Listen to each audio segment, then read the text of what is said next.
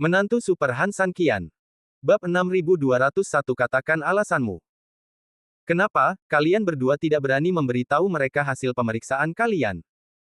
Kalau tidak berani, bagaimana kalau aku yang memberitahu mereka? Han San Qian bahkan tidak membuka matanya, tetapi hanya tertawa terbahak-bahak. Utusan utama dan Sulong tampak sangat jelek.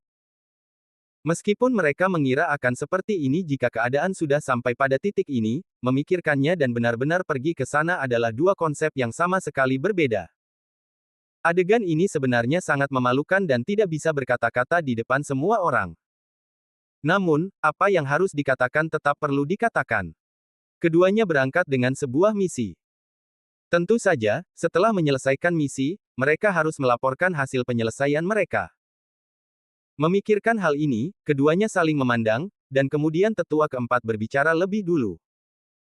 Balas ke kepala aula, balas ke panglima tertinggi, setelah pemeriksaan cermat kita, tetua ketiga. Memang, terluka di meridian dan organ dalam lebih awal. Dan meridian dan organ dalam yang terluka itu pada dasarnya dapat dipastikan, cukup untuk membunuh tetua ketiga di tempat. Jadi, setelah pemeriksaan menyeluruh terhadap kami berdua, pada dasarnya kami dapat memastikan bahwa apa yang dikatakan Han San Qian adalah.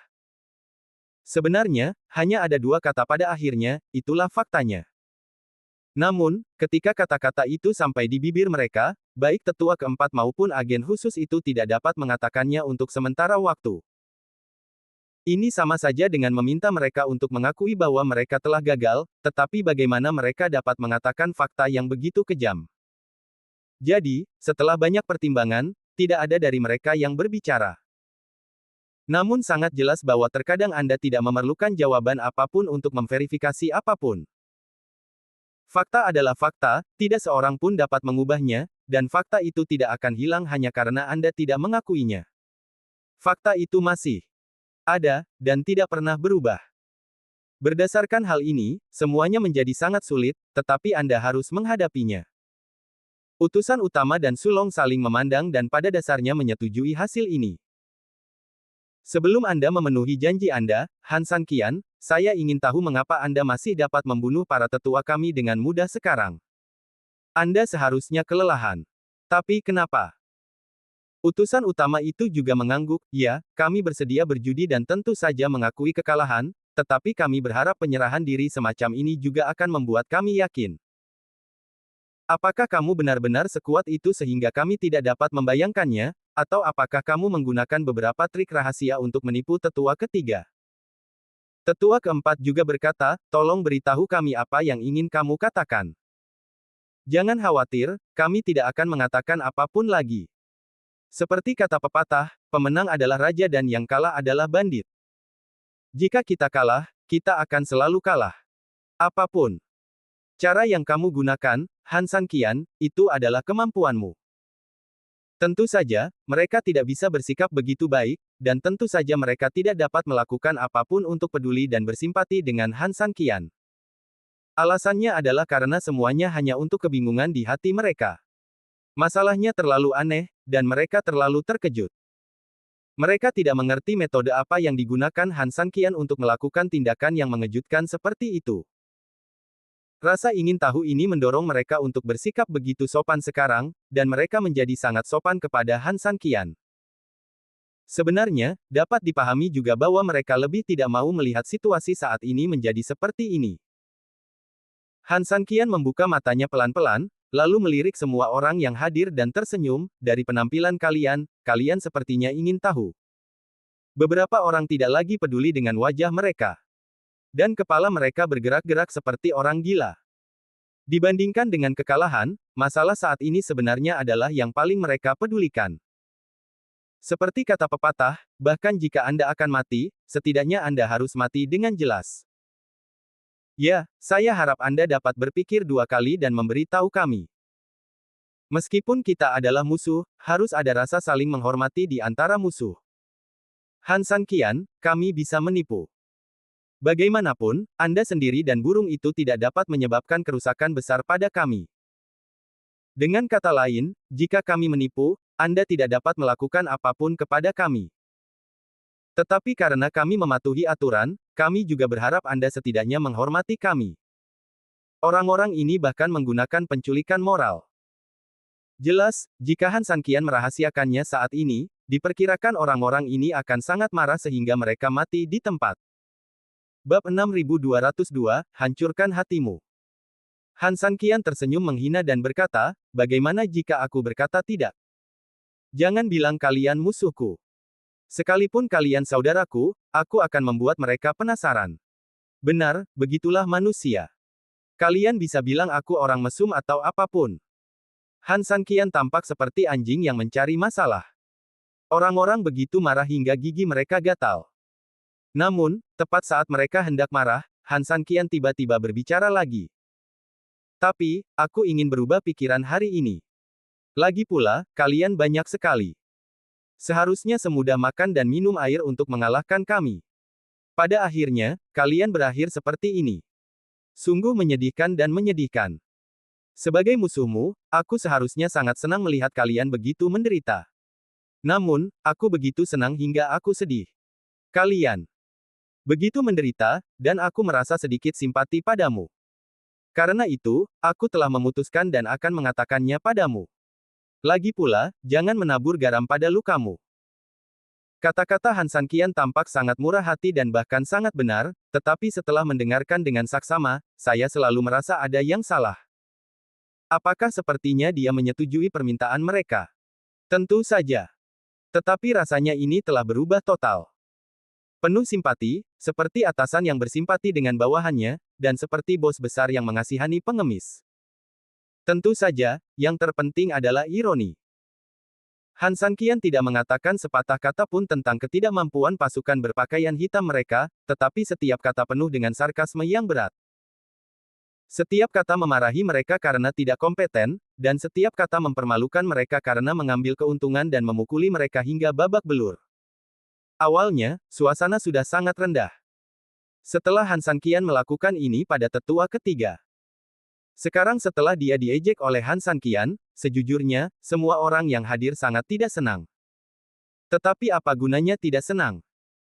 Orang-orang di bawah tidak dapat mengalahkannya, dan siapapun yang melawan akan terjebak.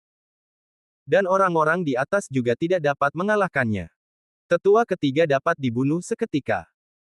Ini mungkin tidak berarti bahwa Han Sanqian dapat membunuh orang secara langsung, tetapi setidaknya kita dapat mengetahui bahwa Han Sanqian sekarang dalam kondisi yang sangat baik. Siapa yang berani memprovokasi Han Sanqian di masa jayanya? Dia sangat dekat dengan kita sekarang.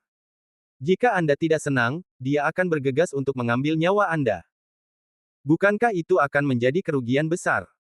Oleh karena itu, reaksi pertama setiap orang sebenarnya sangat sederhana. Yaitu diam saja. Sebenarnya, kultivasi saya di luar imajinasi Anda. Anda pikir saya tidak lagi bagus, tetapi itulah yang Anda pikirkan. Bagi saya telah berjuang begitu lama, tetapi saya tidak benar-benar menggunakan banyak kekuatan. Saya dapat memberi tahu Anda dengan jelas bahwa kultivasi saya cukup bagi saya untuk memukul Anda seperti yang saya lakukan tadi. Apakah Anda percaya? Han Sanqian tersenyum dan menatap yang lain. Banyak orang menggelengkan kepala tanpa sadar, tetapi beberapa orang mengangguk patuh. Secara teoritis, kemungkinan ini memang ada. Utusan utama dan Sulong sangat marah.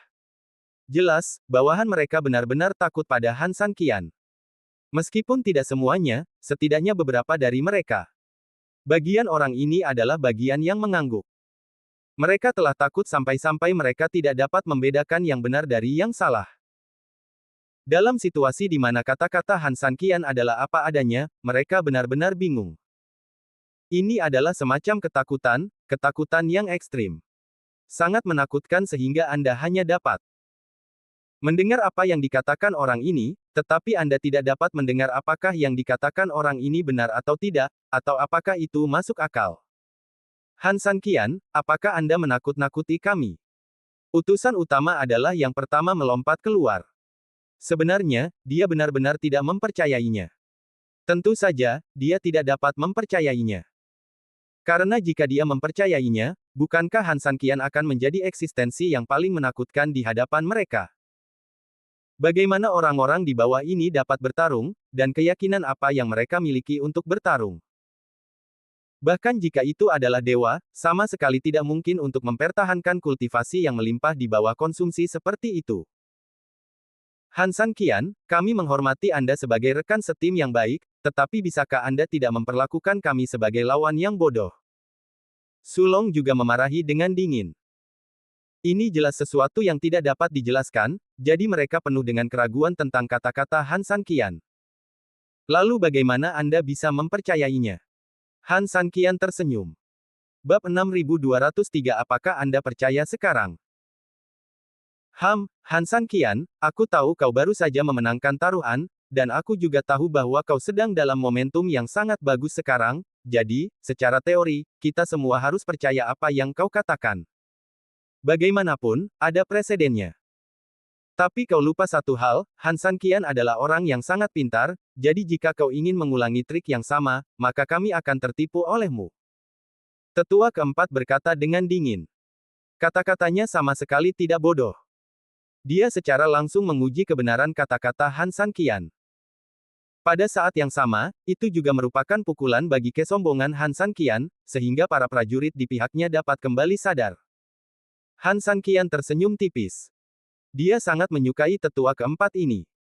Sama seperti tetua berpakaian putih di awal, selalu ada satu atau dua, dan dia juga sama. Dengan kata lain, Han San Qian memiliki taiksu, jadi dia tidak perlu melakukan sesuatu yang misterius, dan hanya bisa mengandalkan kekuatannya untuk bertahan. Namun, jika Han San Qian tidak terlalu lemah, dia akan berusaha sekuat tenaga untuk menahan diri dan menggunakan pembunuhan tetua ketiga untuk pamer, seperti singa-singa tua itu. Bahkan jika dia sudah tua dan tidak bisa bergerak, menunggu untuk mati, dia tidak akan rela dimakan setelah dikelilingi oleh hiena. Dia pasti akan mencoba segala cara untuk menakut-nakuti hiena. Bahkan, beberapa hiena akan takut dan tidak berani memikirkan Raja Singa. Tentu saja, akan ada hiena yang enggan, tetapi tidak peduli apapun, jika masalah ini dilakukan dengan cara ini, itu adalah fakta yang tak terbantahkan bahwa setidaknya ada 50% kemungkinan keberhasilan. Jadi, Han San Qian akan melakukannya. Dia tidak menyangka bahwa tetua keempat sangat pintar untuk menebak metode yang mungkin dia gunakan. Satu-satunya yang disayangkan adalah dia punya cara untuk menggunakannya sekarang, jadi untuk saat ini, dia tidak bisa sampai ke titik itu. Dia secara alami menebak dengan salah. Melihat senyum Han San Qian, Sulong dan yang lainnya mengira bahwa tetua keempat telah menyadari kekhawatiran Han San Qian, dan segera berkata, Han San Qian, menyerah saja. Paling buruk, kami dapat mengikuti taruhan dan memasang taruhan pendek di depanmu. Bagaimana menurutmu? Sulong bermaksud bahwa mereka yang seharusnya memanggilnya kakek tetap harus memanggilnya kakek, dan mereka yang seharusnya berdiri di atas kepala tetap harus berdiri di atas kepala, yang dapat dianggap sebagai penjelasan kepada Han San Qian.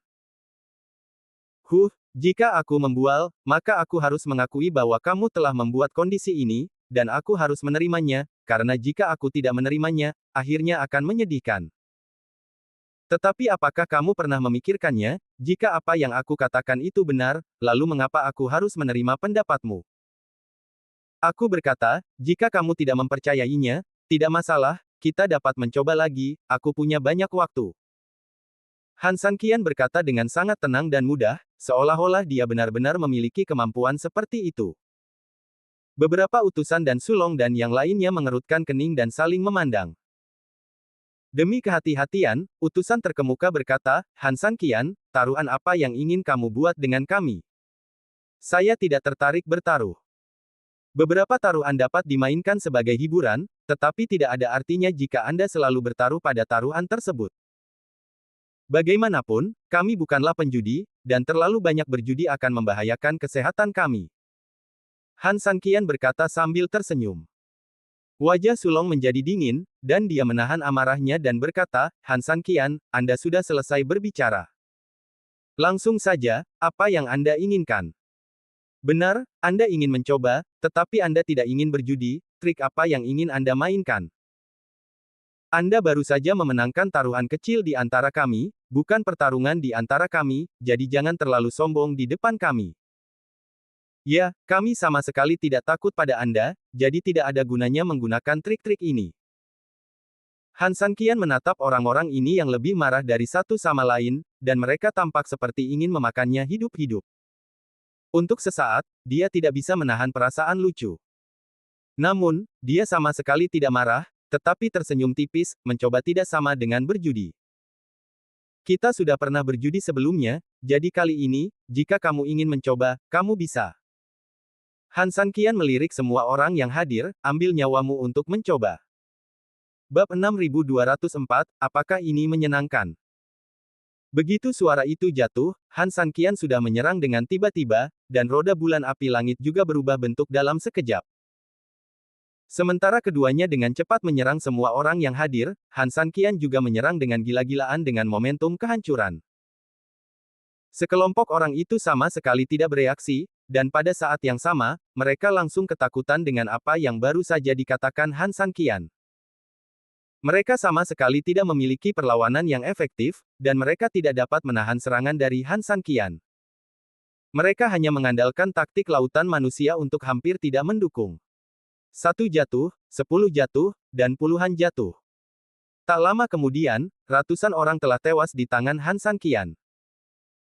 Sulong dan yang lainnya bergabung dengan 3 utusan khusus dan melancarkan pengepungan terhadap Han San Qian untuk pertama kalinya. Mereka tidak tahu sampai mereka bertarung. Setelah pertarungan, sekelompok orang menemukan bahwa Han San Qian tidak hanya bertahan, tetapi memiliki kekuatan yang konstan dan besar. Itu hanya beberapa ronde. Meskipun mereka semua adalah master dan jumlah mereka sangat besar, mereka tidak memiliki keuntungan melawan Han San Qian. Kultivasi orang ini masih penuh, kekuatannya masih sangat memadai, dan dengan kapak pangu yang sangat kuat, tidak ada yang bisa berbuat apa-apa. Namun masalahnya adalah mereka sudah lelah. Mereka tidak bisa mengalahkan Han San Qian, tetapi mereka harus menyerangnya dengan keras saat mereka sangat kelelahan. Untuk sementara, beberapa orang ingin muntah. Kuer sangat khawatir di langit, tetapi ketika dia melihat Han San Qian tiba-tiba mulai melawan, dia terkejut. Hal yang sama berlaku untuk para pelaut di sisi lain posisi tersebut. Momentum Han San Qian membuat mereka semua bersorak dan bersemangat. Siapa yang mengira bahwa Han San Qian tiba-tiba dapat melancarkan serangan balik dalam situasi yang begitu putus asa? Menurut perkiraan semua orang, sudah baik bagi Han San Qian untuk bertahan di bawah pengepungan musuh, tetapi siapa yang mengira bahwa orang ini benar-benar dapat mencapai pembalikan yang begitu mengejutkan pada akhirnya? Semua orang berteriak untukku. Raja Naga Tua itu juga sangat bersemangat, benar-benar kehilangan ketenangannya di awal, dan sepenuhnya terinspirasi oleh rencana serangan balik Han San Qian saat ini, sehingga ia melupakan identitas dan statusnya untuk sementara waktu. Raung! Semua pelaut menerima perintah itu untuk pertama kalinya. Sebenarnya, Raja Naga Tua itu tidak perlu memobilisasi mereka, karena mereka sudah begitu bersemangat sehingga mereka ingin berbicara. Perintah Raja Naga Tua itu sebenarnya hanya katalisator. Saat semua pelaut bersorak bersama, suaranya menyebar ke perkemahan berpakaian hitam. Mendengar suara-suara ini, bagi Han San Qian, ini adalah dorongan yang besar, tetapi bagi orang-orang berpakaian hitam, ini hanyalah jimat kematian. Banyak orang sudah sedikit tersesat setelah dibunuh oleh Han San Qian, dan sekarang, menghadapi suara kolektif musuh, mereka bahkan lebih takut dan hati mereka gemetar. Benar-benar tidak mungkin. Anda telah dibantai di depan Anda, dan yang di belakang datang lagi. Siapa yang tidak takut? Jika musuh ini memanfaatkan situasi dan langsung menyerang Anda, itu akan menjadi pengalaman yang buruk. Pengalaman terjepit dalam pai daging sama sekali bukan pengalaman yang baik. Dengan kata lain, bahkan jika musuh tidak menyerang, pikirkan tentang tekanan besar di belakang Anda, yang bukan sesuatu yang dapat ditanggung seseorang. Jadi, apapun yang terjadi, masalah ini sangat menyebalkan. Moral tentara benar-benar hancur. Han San Qian masih membunuh dengan putus asa, dan tidak ada yang bisa menghentikannya sama sekali. Orang-orang berpakaian hitam di belakang mulai melarikan diri.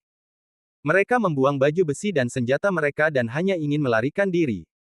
Mereka sama sekali tidak berniat untuk bertarung. Bahkan, apalagi mereka, bahkan beberapa master dari utusan khusus terkemuka tidak berniat untuk terus bertarung. Pertahanan Han San Qian seperti kura-kura besar. Anda menghabiskan setengah hari untuk mencoba, tetapi Anda tidak dapat mengendalikan pertahanannya sama sekali dan membiarkannya terluka. Di sisi lain, serangannya seperti harimau gunung. Kemanapun dia lewat, dia membunuh orang dan membunuh hantu.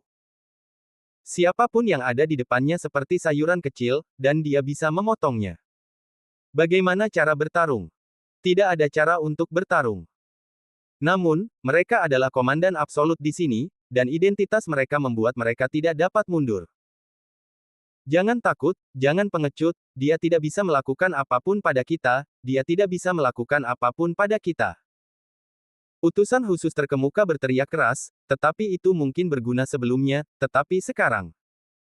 Bab 6205, sama sekali tidak berguna. Itu sama sekali tidak berpengaruh. Para prajurit di garis depan yang berhadapan dengan Han Sanqian pada dasarnya tercengang.